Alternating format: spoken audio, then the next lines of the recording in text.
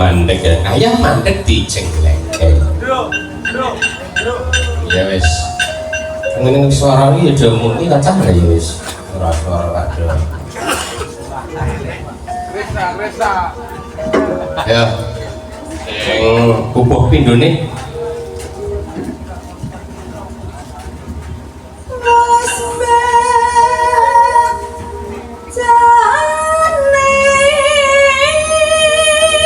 muter saya dulu ya jadi kok slender aja kan bolak balik lanjut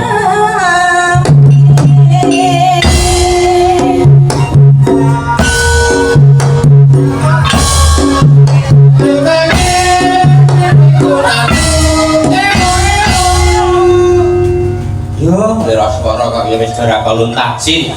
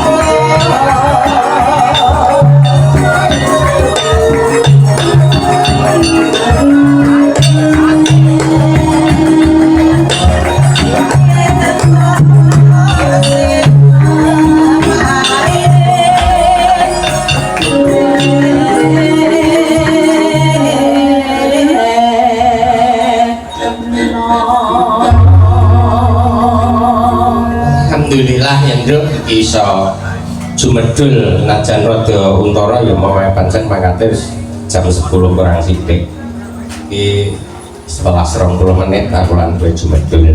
Ayo yuk. Saderengipun assalamualaikum warahmatullahi wabarakatuh. Bapak cek di turun-turun yoga yang dari wis kira-kira ora patek dadi karepe ayo jawab apa salam iki ya mesti ku krape-krape. Ya ora apa-apa iku menawa kuwi mergo kesel lho. Kesel apa? Ana sing kesel ngijeni omah tawon ana sing. Ayo wis panggautane dhewe-dhewe. Ayo nduk. Katentreman miwah karahayun mugi tansah lumeber dhateng panjenengan sedaya dalasan kula. Amin. Iki aku lan kowe wis jumedul ana ing papan kene ya nduk. Iya yo. Salah sungkem ana sanes agung para pebunden bini sepuh Kang Titi mengiki padha kersa tugur tirakatan jenengi utawa nirakati aku lan kowe padha cecangian to lelingguhan ana ning papan kene. Iki jane ajab lan ujube apa to yo? Ajab lan ujube mau ngarep sore wis diandharake dening pepundenku biyanipun Simbah Tudimin minangka wakil saka keluarga. Ya kuwi panjenengane Mbok Supi karo Mas Ari minangka bebadan maragani saka almarhum Bapak Suraji sing merdine mau ngarep keluaran nadar. Iya lho keluaran nadar sing mengiki aku lan kowe dirsaya supaya ngeluari nadare panjenenganipun Ibu Supi lan panjenengane almarhum Bapak Suraji sing dipandhigani dening Kang Putra Yogi Mas Ari. Lah nadar yo apa ya ngarep jane soremu ya wis diandharake ning ora ana alane. Nek iki aku lan kowe uga ngaturake mbono para pamriksa, para pamirsa. Sore mau ana sing ngurung rawuh satemah ora nguningani apa to jane sing dadi nadar. Ayo mulane kudu sawetara diandhare. Iki ngene ya, Bro. Iya yo. Nadare Budi Supi. Kowe nalika biyen putrane sing jenenge Suwantara kuwi lara wae nganti dadi bingunge wong tuane. Lah banjur dadi judeking penggalih. Sing maune dinehi tenger utawa apa pusaka asma Suwantara banjur krenteke Budi Supi ki mau cara jaman saiki diganti jeneng. Ya kuwi diparingi asma Slamet. Lanang apa wae. Ayo, lanang maksudnya Slamet kok wedok. Ya, kanthi panyuwun menawa putrane sing lara laranen sing sak dalika semana diganti asma Slamet kuwi lulus raharja kalis saka Rubido nganti tekan sak teruse kuwi bakal ditanggake wayang. Oh, dadi kowe nyangik ning kene iki mergo engko kon ngluwari nada. Ayo ora mengko saiki ki awake dhewe wis sulit ngluwari nada. Mau kupat-kupat wis di tarik minangka tandha pangluwaran nada. Ngono yo. Iya lho. Banjur sing kaping pindho kuwi nadare almarhum Bapak Suraji. Padha-padha putrane almarhum Pak Karnawi, Ibu Sukartinah utawa Jedit. Nalika semana panjenengane almarhum Bapak Suraji kuwi nalika nampa tugas dadi guru sepisanan di Benum ana ing daerah Kalimantan. Nganti wis dilakoni pirang-pirang taun, kepara wis puluh-puluhan taun le ngayahi pakaryan minangka drijo utawa guru ana ing tlatah Kalimantan. Banjur gandeng karana ninggal utah gedhiye utawa ninggalno bumi Jawa ki rumangsa dadi penggalihe nalika semana banjur menawa dhewe ngurus pindah utawa mutasi kerja bisa ning tanah Jawa iso lancar iso slamet wilujeng kuwi dheweke sewanci-wanci kepareng badhe nanggap wayang dadi padha ya nanggap iya lho ya kasunyatan panjenengane iso pindah utawa mutasi anggone ngasta guru ana ing tlatah Tangerang Banten kok namung yo kabeh iku wis tinakdir sangsane Gusti Kang Maha Kuwasa sakwise purna tugas yo mbok menawa jangka 6 tekane 7 taun panjenenganipun gerah lajeng kapundhut tinimbalan kondur ana ngersaning Gusti Kang Maha Kuwasa.